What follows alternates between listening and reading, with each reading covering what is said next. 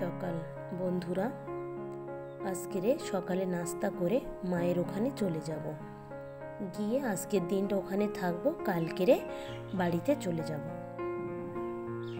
সকালবেলা বোন পরোটা করেছিল, ঘুগনি আর মুরগির মাংস আলু দিয়ে কষিয়েছিল, আর সঙ্গে শসা পেঁয়াজের সালাদ ছিল। খাওয়া দাওয়া শেষ করে বের হয়েও পড়েছি। ছেলেমেয়েরা যেহেতু নারকেলের পিঠে পছন্দ করে, মা তাই রাতের বেলা কয়েকটা নারকেলের পিঠে তৈরি করছিল। আমিও মায়ের সঙ্গে একটু হাতে হাত লাগিয়ে এই কাজগুলো একটু এগিয়ে দিলাম। পিঠেগুলো খুব বড় বড় সাইজের ছিল, দুটো খেলে একেবারেই পেট ভর্তি হয়ে যাবে।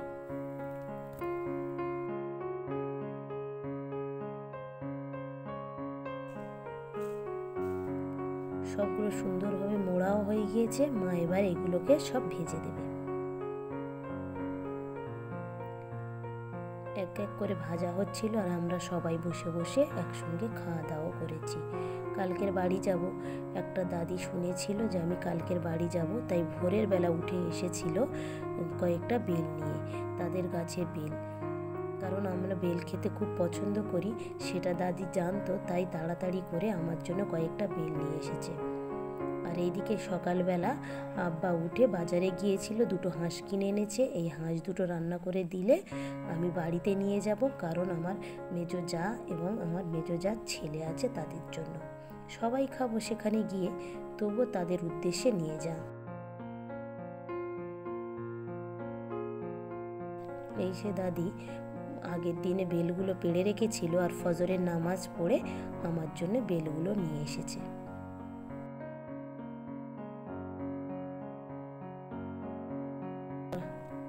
পরিষ্কার করে সুন্দরভাবে কেটেও দিচ্ছে।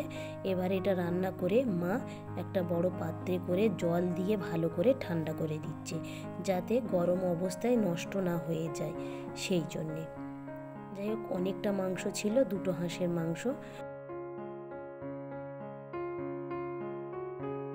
খাওয়া দাওয়া শেষ করে আমরা বাড়ি যাব বলে বের হয়ে পড়েছি।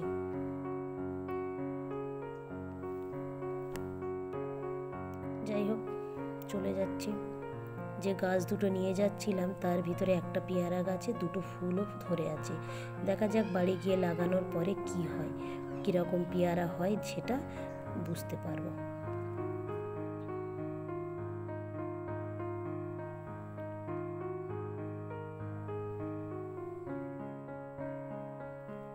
আমরা এসে পৌঁছে গেলাম লক্ষ্মীকান্তপুরে। এখান থেকে টিকিট কেটে নেব। আমাদের ট্রেনটাও কিন্তু দাঁড়িয়ে আছে। চলুন আমরা আগে গিয়ে সিটটা ধরে নিই।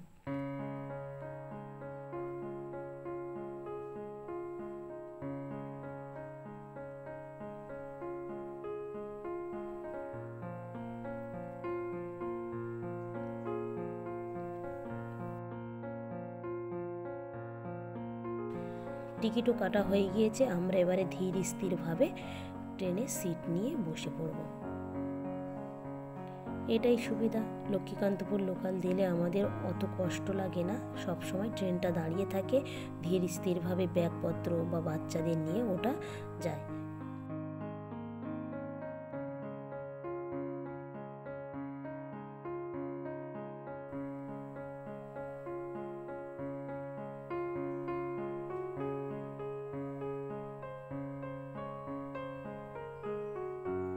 এবছরে এত পরিমাণে বৃষ্টি হয়েছে, মাঠগুলো সব ফাঁকা, কোনো সবজিপাতিও নেই, কোনো ধানও ভালো করে এখনো কেউ চাষও করেনি।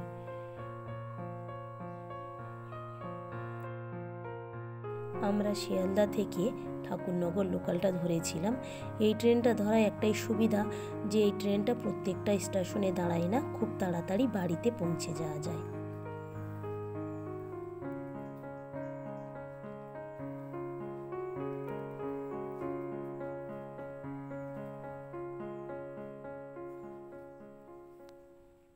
অবশেষে আমরা পৌঁছে গেলাম আমাদের গন্তব্যস্থান মসনন্দপুরে।